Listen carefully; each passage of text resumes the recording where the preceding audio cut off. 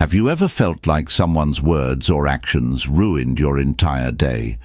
Maybe it was a rude comment, a thoughtless gesture, or even just an unexpected inconvenience. It's frustrating, isn't it? But here's the truth. No one has the power to control your emotions unless you let them.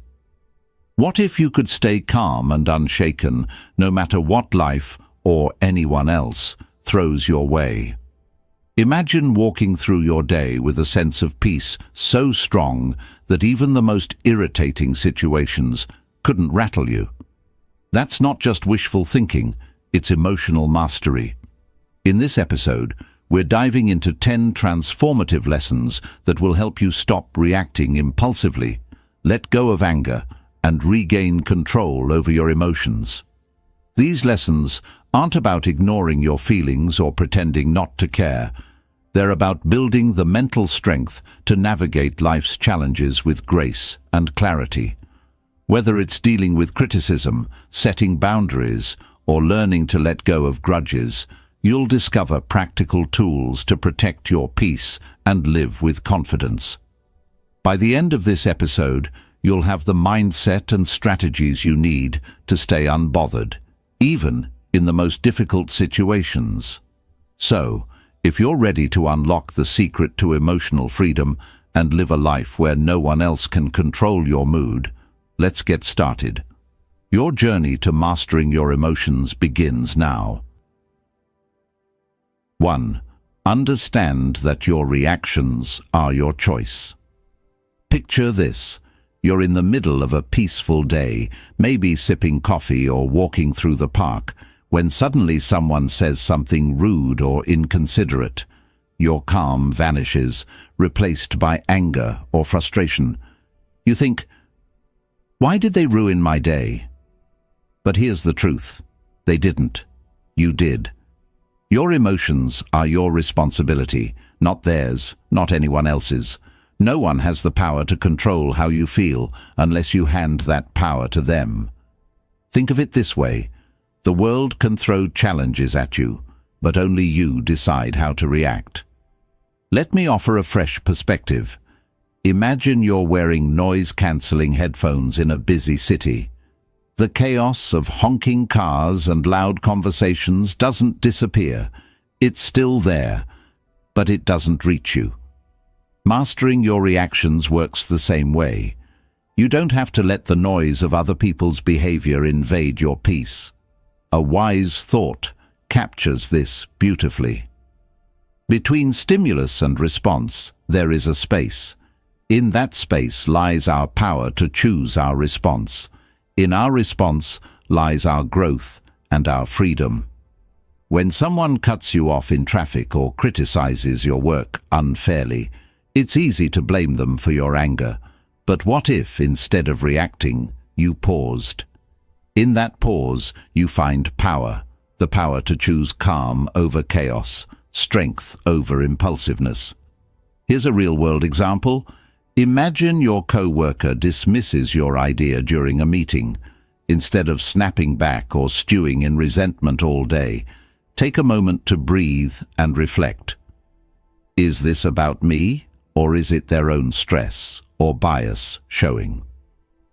By reframing the situation, you neutralize its impact on your emotions. The beauty of this approach is that it's not about suppressing how you feel. It's about recognizing that your feelings are separate from your reactions. Anger, frustration, and disappointment are natural, but they don't have to dictate what you do next. Here's a simple strategy to start practicing this mindset. 1. Pause and identify. When you feel triggered, pause and name the emotion you're experiencing. Anger, hurt, irritation. This breaks the automatic reaction cycle. 2. Ask questions. Reflect on why you're feeling this way. Is it because of what happened or your interpretation of it? 3. Choose your response. Decide how you want to act based on your values and long-term peace, not the heat of the moment. Imagine the freedom of walking through life unbothered by others' actions. The rude stranger, the thoughtless remark, the minor inconvenience. All of them lose their grip on you when you take control of your reactions. In every moment, you have a choice. You can let others dictate your emotions, or you can reclaim your power and protect your peace. The next time someone tries to push your buttons, remember, their behavior doesn't define you. Your reaction does. And in choosing calm, you gain not just emotional mastery, but true freedom. 2. Stop expecting people to behave like you. But when you find yourself in need, they're nowhere to be found. Disappointment washes over you and you think, how could they be so inconsiderate? I would never treat them this way. Here's the hard truth. People don't operate by your standards or values. They act based on their own. Expecting others to think, behave, or respond the way you would is like trying to control the weather. It's impossible and only leads to frustration. Think of it this way. Each person is walking their own path, shaped by their experiences, beliefs, and priorities. When someone does something that annoys or hurts you, it's often not a reflection of you. It's a reflection of them. Trying to change or control their behavior only leaves you feeling powerless. Instead of focusing on how others should act, focus on accepting them as they are. Let me give you an example. Imagine a co-worker who constantly interrupts during meetings.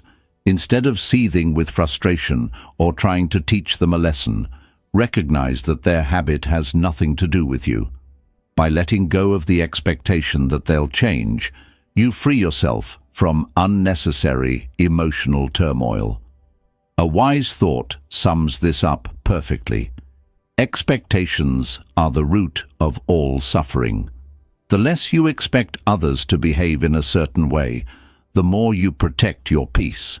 Here's a practical exercise to help you let go of these expectations. 1. Acknowledge your assumptions. When someone upsets you, ask yourself, what was I expecting them to do? 2. Challenge that expectation. Reflect on whether it's realistic to expect someone else to act exactly as you would. Shift your focus. Instead of trying to control their behavior, focus on how you can respond calmly and maintain your peace. Think about how liberating this mindset is. The rude stranger, the forgetful friend, the inconsiderate co-worker. None of them have the power to disrupt your emotions unless you let them. When you stop expecting others to meet your standards, you take back control of your reactions. In the end, people are who they are, not who you want them to be. Accepting this truth doesn't mean tolerating bad behavior or abandoning your values. It means recognizing that your peace is too valuable to sacrifice for something you can't control. The next time someone disappoints or frustrates you, pause and remind yourself, they're acting from their nature, not mine, and that's okay, because I choose my response. By releasing those expectations, you gain freedom, not just from others' actions, but from the emotional weight they once carried. 3. Let go of the need to always be right. Think about the last time you got into an argument. Maybe it was over something trivial, like which route was faster, or something deeper, like a disagreement with a close friend or partner. As the conversation heated up, did you feel that strong urge to prove your point, to show them you were right? We've all been there, clinging to our version of the truth like it's a lifeline. But here's the thing, that need to always be right, it's exhausting and unnecessary. The need to win every argument or prove your perspective often stems from insecurity. It's as if being wrong threatens our worth or identity. But what if you could let go of that need entirely? What if you could approach disagreements with curiosity instead of defensiveness? A powerful thought to keep in mind is this: would you rather be right, or would you rather be at peace? Often, our insistence on being right creates tension, damages relationships, and fuels our frustration. On the other hand, letting go of the need to prove yourself allows you to preserve your peace and approach conflicts with understanding. Imagine someone accuses you of something unfair. Your instinct might be to defend yourself, to argue your case, or to point out their flaws in return. But what if you paused and asked yourself, is it worth my energy to prove them wrong? Will this argument change anything important in my life? In most cases, the answer is no. Here's an example. A friend might insist that their way of handling a problem is better than yours. Instead of diving into a debate, you could say, I see where you're coming from, and I respect your perspective. By doing this, you not only diffuse the tension, but also maintain your calm and avoid unnecessary conflict. The Taoist philosopher Lao Tzu offers timeless wisdom. He who is attached to his views will never grow.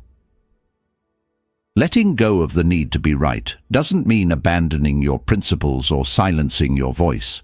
It means recognizing that not every disagreement needs a resolution in your favor. It's about choosing when to engage and when to step back. Here's how to start practicing this mindset. 1. Pause before responding. When you feel the urge to argue, take a deep breath and reflect on whether it's worth your energy. 2. Seek understanding. Instead of trying to win, ask questions to understand the other person's perspective. This approach often de-escalates conflict. 3. Pick your battles. Save your energy for disagreements that truly matter, ones that align with your values or affect significant outcomes. Over time, you'll find that letting go of the need to always be right brings immense freedom. You'll start noticing how much lighter and calmer you feel when you stop trying to control every conversation or prove every point. Arguments lose their grip on your emotions because you've chosen peace over pride. Remember, your value isn't tied to winning debates or proving your intelligence. It's in how you carry yourself, how you protect your energy, and how you maintain your inner peace. The next time you're tempted to argue, pause and remind yourself, being right won't make me happy, but being calm will. And in that moment, you'll experience the true power of letting go. 4. Stop letting others' words define your worth. Imagine this. You're excitedly sharing an idea, something you're truly passionate about, and someone interrupts with a dismissive comment. Their words cut deep, and suddenly the confidence you felt disappears. Why does this happen? It's because we often let others' words define how we see ourselves. Here's the truth. Your worth isn't determined by someone else's opinion. It's not tied to their compliments, criticisms, or judgments. When you rely on others to validate you, you hand them the power to control your emotions. True emotional freedom comes when you take that power back. Let's consider an example. A colleague criticizes your work, not constructively, but in a way that feels harsh or personal. Your instinct might be to defend yourself or feel disheartened. But what if, instead of reacting, you paused and reminded yourself, their words reflect their perspective, not my value. By detaching your worth from their opinion, you protect your peace and maintain your focus. Marcus Aurelius captured this wisdom perfectly. It never ceases to amaze me. We all love ourselves more than other people, but care more about their opinions than our own. This isn't about ignoring feedback or dismissing others entirely. It's about filtering what truly matters. Constructive criticism can help you grow, but unwarranted negativity doesn't deserve space in your mind. Here's how to stop letting others' words define your worth. 1. Pause before reacting. When someone's words sting, take a moment to breathe. This pause gives you the chance to choose your response instead of reacting impulsively. 2. Separate fact from opinion. Ask yourself, is there truth in what they're saying, or is it just their perspective? Focus on what helps you grow and let the rest go. 3. Reaffirm your worth. Remind yourself that your value isn't tied to anyone else's approval. Your worth is intrinsic, independent of external validation. Lao Tzu offers another layer of wisdom. Care about what other people think, and you will always be their prisoner. Letting go of the need for validation doesn't mean you stop caring about people. It means you stop caring about opinions that don't serve your growth. By doing so, you free yourself from unnecessary emotional weight. The next time someone's words challenge your confidence, pause and ask yourself, am I letting this define me, or can I choose to focus on what I know to be true about myself?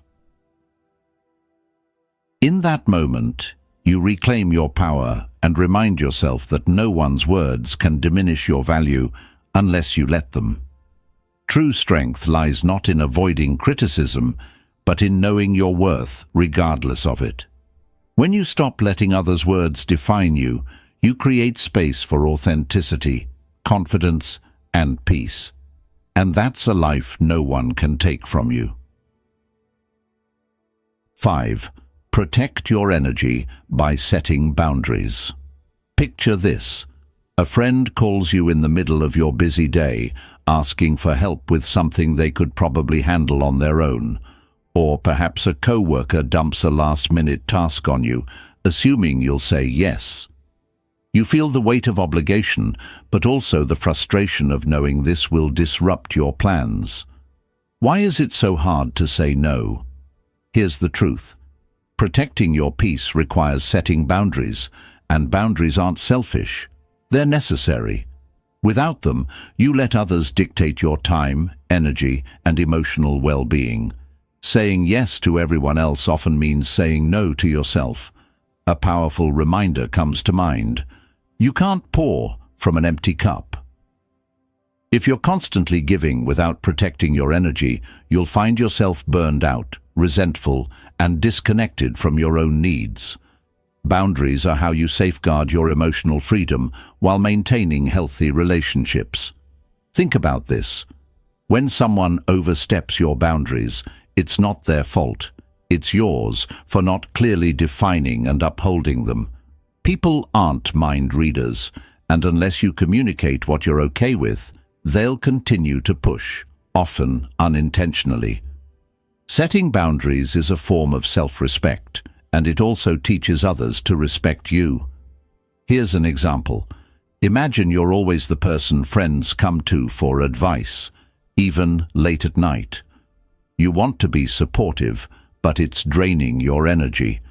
Instead of silently resenting them, you could say something like, I care about you, but I need to keep evenings for myself to recharge. Let's talk tomorrow instead. This approach is firm yet kind, and it protects your peace without damaging the relationship. Epictetus reminds us, freedom is the ability to live as we wish. Living freely doesn't mean ignoring others' needs. It means deciding where your energy is best spent. Boundaries let you choose your priorities and ensure you're not giving more than you can handle. Here's how to start setting boundaries effectively. 1. Be clear and honest. Communicate your limits calmly and directly. People are more likely to respect boundaries when they understand them. 2. Use I statements. Focus on your needs rather than blaming others. For example, say, I need some quiet time after work. instead of, "You're always bothering me." 3. Stick to your boundaries. Once you set a limit, uphold it.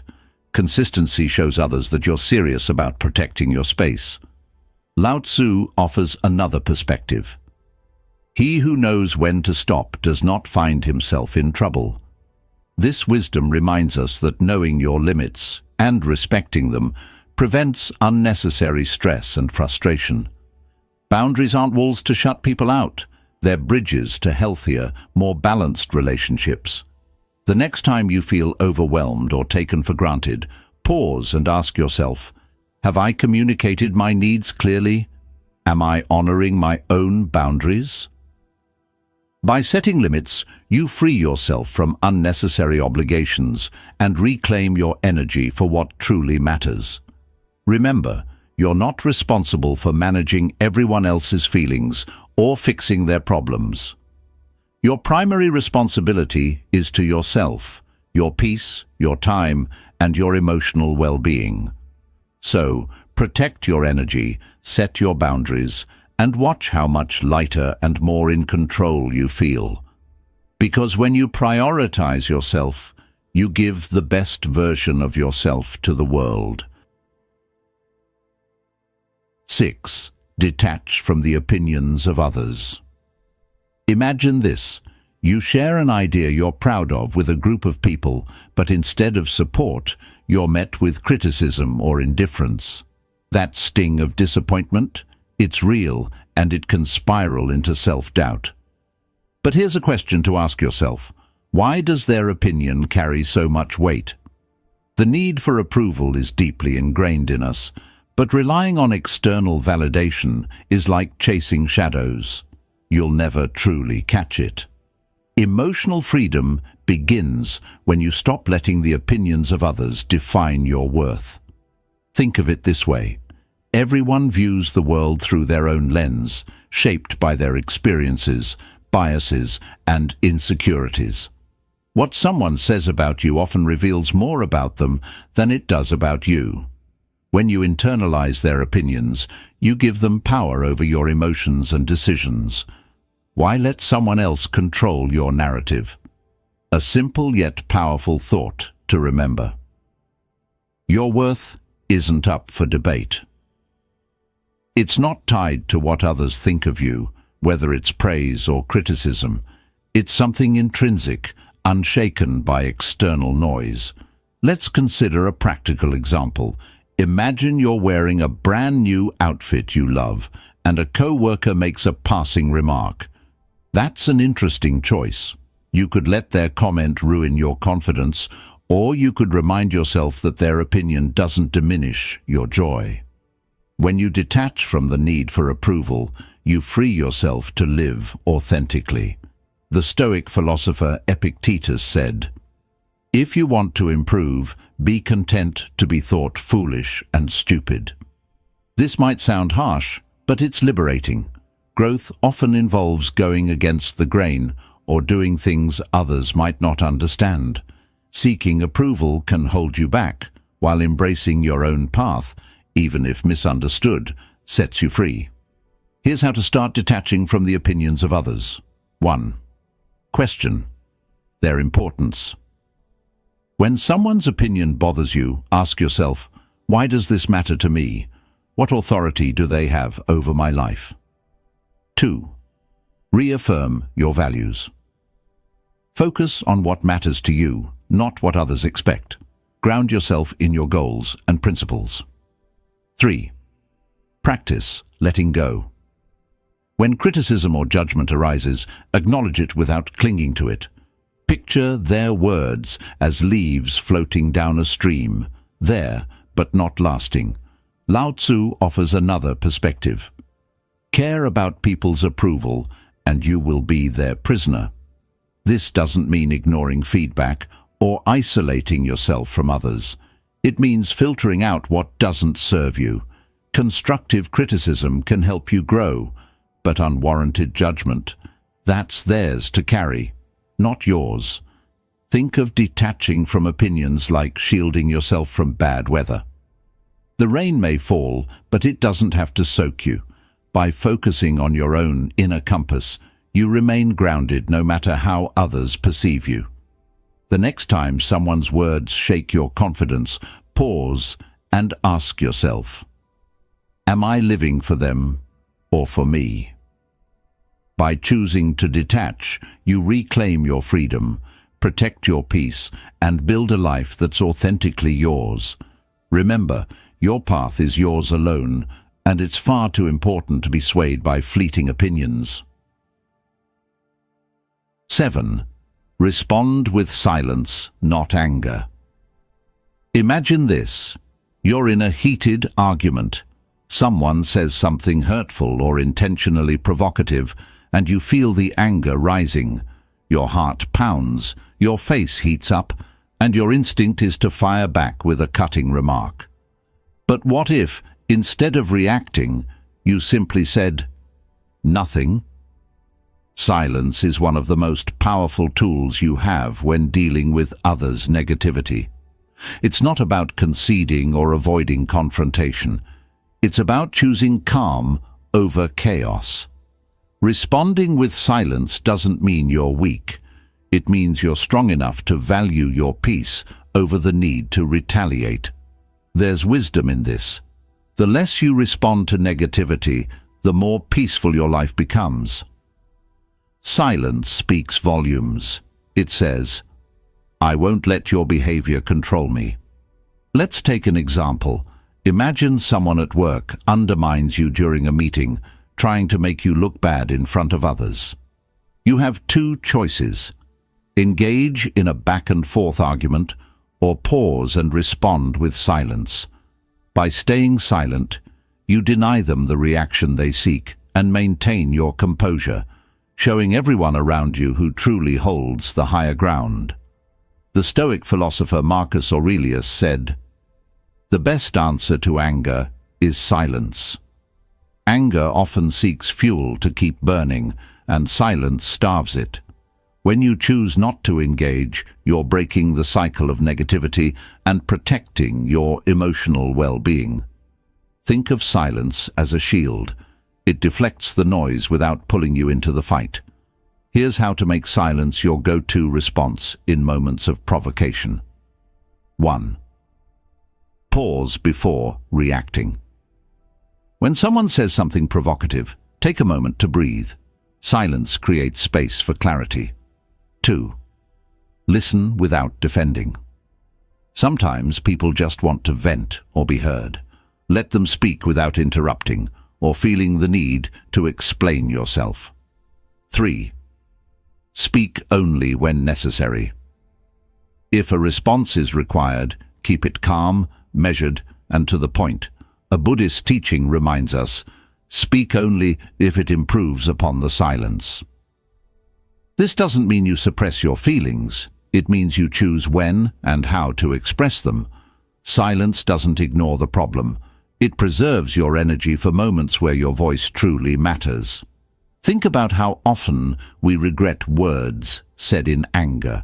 Silence removes that regret. It allows you to reflect, reassess, and respond thoughtfully rather than impulsively. And often, silence says more than words ever could. The next time someone tries to provoke you, pause and ask yourself, will responding add value, or will it simply escalate the situation?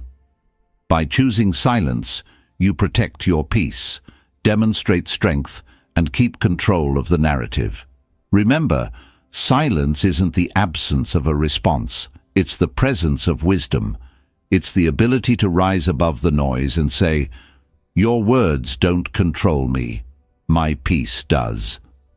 And that's how you win the battle without ever raising your voice.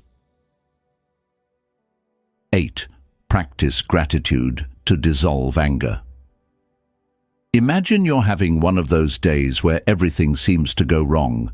Your plans fall apart, someone makes a rude comment, and the smallest inconveniences feel unbearable. Anger starts bubbling up and you think, why does everything have to be so difficult? Now pause.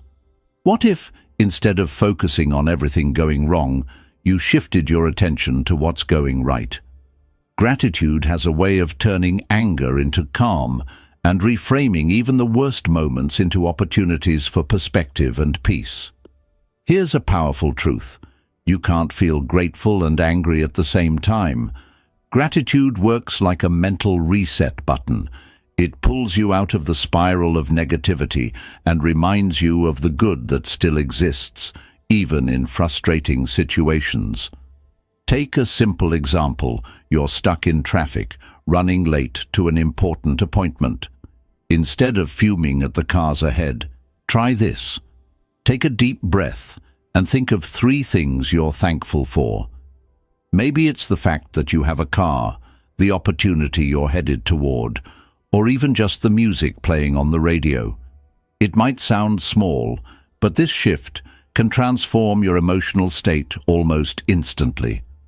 The philosopher Cicero said, "Gratitude is not only the greatest of virtues, but the parent of all others." Gratitude doesn't just dissolve anger, it builds resilience, fosters patience, and helps you focus on what truly matters.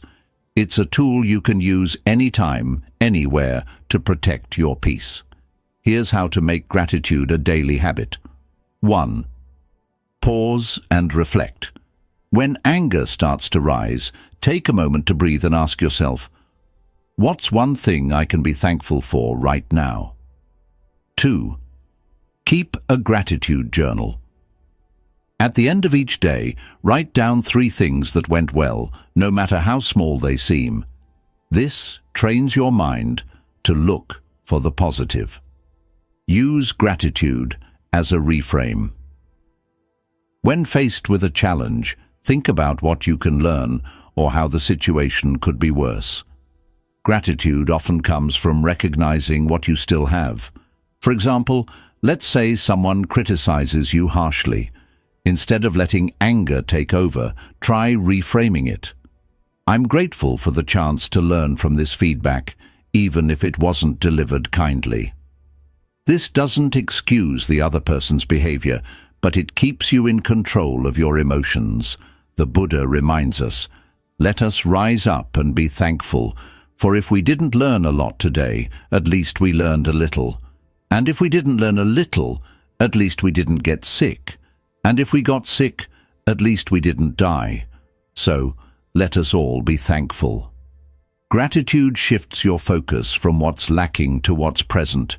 It's not about denying frustration or anger. It's about choosing to prioritize what uplifts you over what drags you down. The next time you feel anger creeping in, pause and ask yourself, what can I be thankful for in this moment? You'll find that gratitude doesn't just dissolve the anger, it replaces it with calm, clarity, and a sense of control. And in those moments, you'll realize that peace isn't something you find, it's something you create. 9. Reframe criticism as a tool for growth. Imagine this. You've just shared an idea you're proud of, maybe at work, with friends or online, and someone immediately shoots it down with harsh criticism. Your first instinct? Defensiveness, maybe even anger. It's natural to feel this way when your efforts are met with negativity. But what if you could reframe criticism, seeing it not as an attack, but as an opportunity to grow? Criticism, no matter how it's delivered, holds value if you're willing to look for it. It can show you blind spots, challenge your thinking, or push you to improve. When you shift your perspective, criticism stops being a source of frustration and becomes a tool for self-betterment. Here's an example. Imagine you're preparing a presentation, and a colleague points out several flaws in your work. You could dismiss them thinking, they're just trying to undermine me. Or you could pause and reflect. Is there truth in what they're saying? How can I use this feedback to improve? By choosing the second approach, you turn what might feel like an attack into a stepping stone. A wise thought captures this perfectly. Criticism, like rain, should be gentle enough to nourish growth without destroying roots. This doesn't mean all criticism is valid or worth your attention. Some people criticize out of envy, ignorance, or malice. The key is to filter what you hear, keeping what's constructive and discarding what's not. Here's how to handle criticism with grace. 1. Pause before reacting. When faced with criticism, take a moment to breathe. This helps you avoid reacting emotionally. 2. Evaluate the source. Consider who's giving the feedback. Do they have your best interests in mind? Is their perspective informed? Find the lesson. Even poorly delivered criticism can carry a valuable insight. Ask yourself, what can I learn from this? Let's take a more personal example. Imagine a family member makes a critical remark about your choices, like your career or lifestyle. Instead of arguing or shutting down, you could say, "I hear your concerns. I'll think about what you've said." This response shows maturity and gives you the chance to reflect later without escalating the conflict. Epictetus offers a timeless reminder. If anyone tells you that a certain person speaks ill of you, do not make excuses about what is said of you, but answer, "He does not know my other faults, else he would not have mentioned only these." This Stoic wisdom reminds us not to take criticism too personally. Instead, see it as part of the journey towards self-improvement. The next time someone critiques you, ask yourself, what can I learn from this feedback? Is this criticism about me, or does it reflect more about them? How can I grow from this moment? Lao Tzu reminds us, knowing others is intelligence, knowing yourself is true wisdom. Criticism, when approached with the right mindset, is a mirror that helps you understand yourself better. It's not always comfortable, but growth rarely is. By welcoming feedback, even when it stings, you develop resilience, humility, and a stronger sense of self. So, the next time criticism comes your way, pause and reframe it. See it not as an obstacle, but as a stepping stone toward becoming your best self. Remember, growth often hides in discomfort, and those who embrace it unlock a level of strength that no criticism can shake. 10. Master the art of letting go. Imagine holding onto a hot coal, determined to throw it at someone who hurt you. But while you're waiting for the right moment, the coal keeps burning your hand. Anger, grudges, and resentment work the same way. They harm you far more than the person who caused your pain. The real strength lies not in holding on, but in letting go. Letting go doesn't mean forgetting or condoning what happened. It means releasing the emotional weight that drags you down, freeing yourself from the control of the past. When you let go, you reclaim your energy, your peace, and your ability to focus on the present. The Buddha puts it beautifully. Holding on to anger is like drinking poison and expecting the other person to die. Think about a time when someone wronged you. Maybe it was a betrayal, an unfair judgment, or an unkind word. How much time did you spend replaying that moment in your mind? How much energy did you waste imagining confrontations or seeking revenge? Letting go is the antidote to this endless cycle. It allows you to move forward instead of staying trapped in the past. Here's an example. Imagine you're at work and a colleague takes credit for your idea. You could spend days stewing over the injustice, letting it affect your mood and productivity.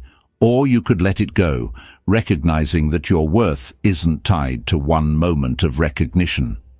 By choosing the latter, you protect your peace and focus on what truly matters, your growth and future opportunities. Lao Tzu offers profound wisdom. When I let go of what I am, I become what I might be. Letting go isn't just about releasing anger or resentment. It's also about letting go of perfectionism, fear of failure, or the need for control. It's about embracing life as it is, with all its unpredictability, and finding freedom in acceptance. Here's how to start practicing the art of letting go. 1. Acknowledge your feelings. Suppressing emotions only makes them stronger. Allow yourself to feel hurt, anger, or disappointment without judgment. 2. Reframe the situation. Ask yourself, what can I learn from this experience? How can I grow stronger because of it? 3. Focus on the present. Letting go is a choice you make for yourself, not for the other person.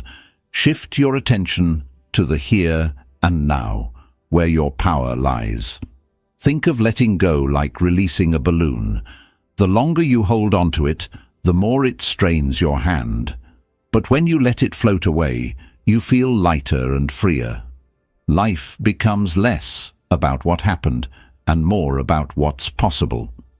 Marcus Aurelius reminds us, do not be disturbed by what is outside your power. Let it go, and you will find peace. This doesn't mean letting people walk over you or ignoring injustice. It means choosing where to direct your energy. By letting go of what you can't change, you create space for what you can, a brighter, calmer, and more fulfilling life. So the next time you find yourself clinging to anger or regret, pause and ask yourself, is this worth my peace? What would my life look like if I let this go? The answer will guide you toward emotional freedom, because true strength isn't in holding on, it's in knowing when to release. And when you do, you'll discover that the lighter you feel, the stronger you become. And there you have it, 10 powerful lessons to help you master your emotions and stay unbothered no matter what life throws your way. These aren't just ideas, they're tools you can use every day to protect your peace, build resilience, and take control of your reactions. Remember, the goal isn't to suppress your feelings or become indifferent. It's to respond to life's challenges with clarity and strength. Emotional mastery isn't about what happens to you. It's about how you choose to react. The power to stay calm, centered, and free lies entirely in your hands. As you move forward, take these lessons with you.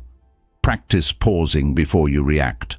Set boundaries that protect your energy, and let go of the things and people you can't control.